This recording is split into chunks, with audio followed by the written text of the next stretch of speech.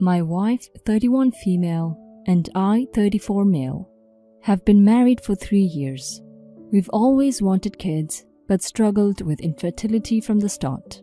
About a year ago, my wife got pregnant, and we were thrilled to be having a baby.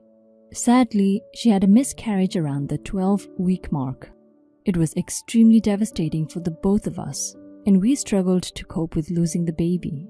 The whole ordeal ruined us physically, mentally, and emotionally. We took a while to recover completely from it all. My wife and I had already chosen names for our baby. If it was a boy, we were going to name him with my late grandfather and my wife's late father's names. If it was a girl, we would name her with both my grandmother and my wife's grandmother's names. These names were important and sentimental to us.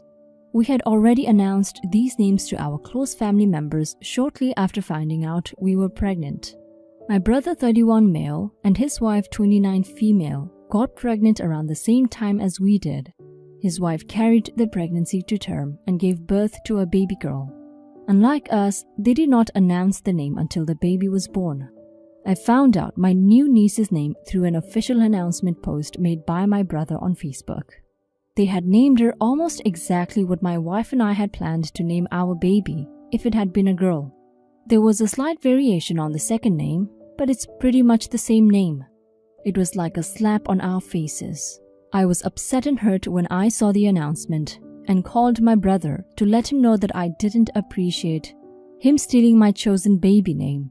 He countered that it wasn't a big deal, as we didn't get the chance to name our baby that anyway. They liked the name too, and since their baby made it to term and ours didn't, they didn't think it would matter if they used the name. Thankfully, everyone else in the family was on our side. They weren't pleased when they found out and cut my brother and sister-in-law off from the family for a while. But after a while, I felt like there was no use in excluding them from the family. It was already done, my niece's name was already registered, and there was nothing I could do about it. Even though I was still hurt, I decided to try and put it past me. I began reconnecting with my brother, bit by bit. Not gonna lie, it did hurt every time I heard them talk to their child or refer to her with the name I would have given to my own daughter. It was bittersweet watching her grow every month and think about how my own child would be around the same age, going through the same milestones, crawling and starting solids, etc. But it was nice to be a part of each other's lives again. One day, we were invited for dinner at my brother's house. Well, it was more like a gathering with some family members and friends, rather than a sit-down dinner. I was walking back from the toilet when I heard my sister-in-law, mother-in-law, and some women were talking in the kitchen. I wasn't going to eavesdrop at first, but I heard myself being mentioned and decided to stop and listen. They were talking about the name issue. I heard my sister-in-law say that my wife and I were sorry losers for still being so hung up over a name. They were discussing the looks on our face when they called their child by the name and were kinda laughing at it. I was beyond hurt by this.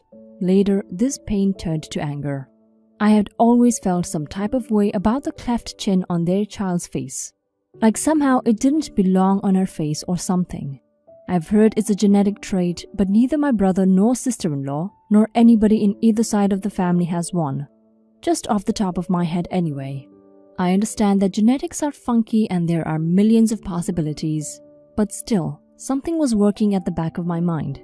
So I did a few cheek swabs on the baby and stole my brother's toothbrush. They have a couple toiletries from the bathroom.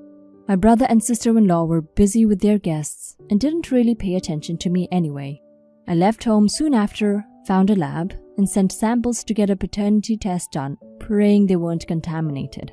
2 weeks later, the results came back, stating that my brother was not the father of the child. This was the gotcha moment. When Thanksgiving came, I was prepared. My parents were hosting that year, so all of us gathered at their house to celebrate. I waited until everyone had arrived before giving my brother and sister-in-law an envelope with the results in it as a gift. They opened it eagerly, probably expecting something else. My sister-in-law's jaw dropped when she saw what was actually in the envelope. I swear, she looked like she was going to be sick. My brother was very confused. He started shouting at us, at me, asking if I was pulling some kind of prank. His wife said nothing to defend herself. She just kept crying. The whole thing was a mess. My brother started yelling at her next, demanding answers. The whole family just stood there, shocked, confused. I don't even know if they understood what was happening. My wife and I decided to leave before it could escalate further. I don't know what happened next, but I can imagine it wasn't too great. I thought I was doing my brother a favor, in the end, but a bunch of my family members have been calling and texting me and calling me an a-hole for ruining Thanksgiving for them. Some of them are saying that I shouldn't have stuck my nose into another couple's business. My parents have no opinion on the issue. They don't really want to get involved. I need an outsider's opinion. I know what I did was petty. I just wanted to get back at them for the pain they caused me, but it did some good to my brother too, right? Update.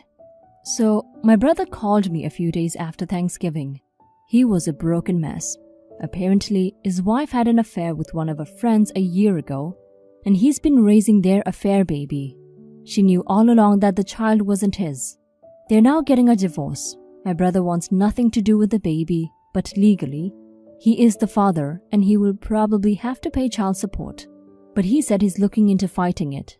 My sister-in-law has been an emotional mess, and she's hoping he will take her back.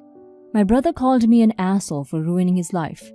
He sounded drunk when he said it, but I know that's how he really feels. Honestly, I have no idea what to think now. This whole situation is a sad mess. I think I'm going to distance myself a bit from him. My wife is pregnant. Yay, and I want to focus on preparing to become a dad. OP, I'm sorry about your wife's miscarriage and I'm glad she's pregnant again. There's no denying what you did was petty, but I think in the end you did your brother a huge favor. The child isn't his, and his wife wasn't planning on telling him the truth anytime soon, but you uncovered the truth for him. Even though you did it to get back at them, you still did him a favor. And to your family saying you ruined Thanksgiving, you should apologize to them because, let's be honest, you could have told your brother in a less open space. That would have been more ideal. Story 2. Recently, my sister and I signed up for the same spinning class. It's been years since I've done any kind of physical activity with her. She started gaining weight a few years ago and never really stopped. She claims she's exercising every day and eating right, but has no idea why she's still gaining weight. So it's Wednesday night and we're leaving class for dinner. She says she's extra hungry since she skipped lunch. So we went to McDonald's. Yeah, kinda counterintuitive, but I was like, whatever, a small burger won't kill you. We decided to drive through and eat at hers. She places her orders and I'm not really paying attention. Then while I'm driving, she starts eating this big chicken burger. I just thought, oh, she's hungry. Guess she'll only have fries later. Well, we get home and to my surprise, she takes out another whole meal, like a Big Mac and everything. I ask her about the chicken burger and she goes, oh, I just wanted something for the road. And I was like, are you serious? That was a 10-minute drive. Do you normally get 2 burgers? She gets mad at me and tells me everyone has road food, which is like an extra portion to eat on the road. She said it like it's some kind of rule when you get fast food. I was pretty blunt, I admit, and said this is insane. Road food is why you're not losing weight then. No one needs road food. Am I the a-hole for telling her this? Honestly, I was in shock and I've never heard of road food. She got really mad and said this is totally normal. Everyone does it. I'm kinda in shock. I get maybe sneaking a few fries, but a whole second meal? Am I the a-hole for kind of freaking out at her? Edit. Adding some more context to everyone asking about her diet, she's been actively trying to lose weight due to health issues popping up in the last year as a direct result of her weight. I've just started to go with her to fitness classes because I know otherwise she'll slack off without a buddy. With the burgers, I know she eats fast food frequently because she hates cooking, but she's always told me she goes for the really light options. But now I'm not so sure.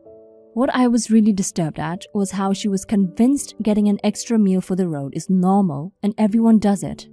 I'm frustrated because she came to me for support first, and I've been taking this seriously. I'm even paying for her gym membership, unused until now. since her husband is such a dick about expenses. I'm just angry she's been sabotaging herself this entire time.